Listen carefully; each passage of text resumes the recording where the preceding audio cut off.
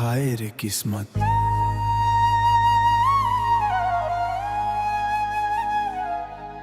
जेकरा खातिर सब कुछ छोड़नी उहे आज छोड़ के चल गइल।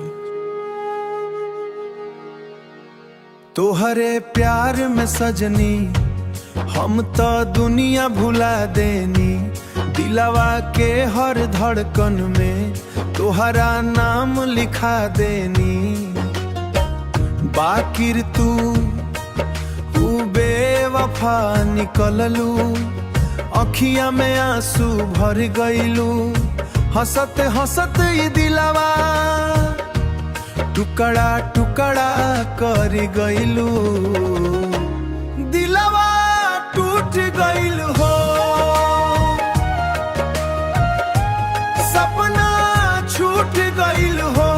जियरा रोवे दिन रात, सथिया रूठ गइल हो।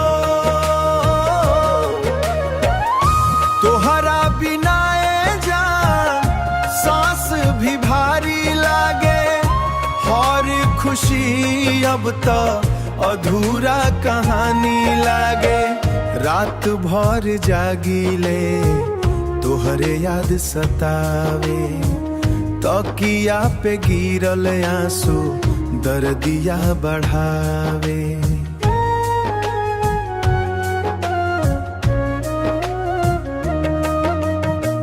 जे हाथ पकड़ के कहलस कभी ना छोड़ब साथ, आज उहे छोड़ गइल बिच राह में हाथ। टूटल भरोसा के कैसे जुड़ाई हो, दिल के ई घावा कैसे छुपाई हो। दिलवा टूट गइल हो, प्यारिया छूट गइल हो। प्यारा रोवे दिन रात, सथिया छूट गइल हो। हमारा किस्मत में शायद, हमारा किस्मत में शायद रोवे के लिखा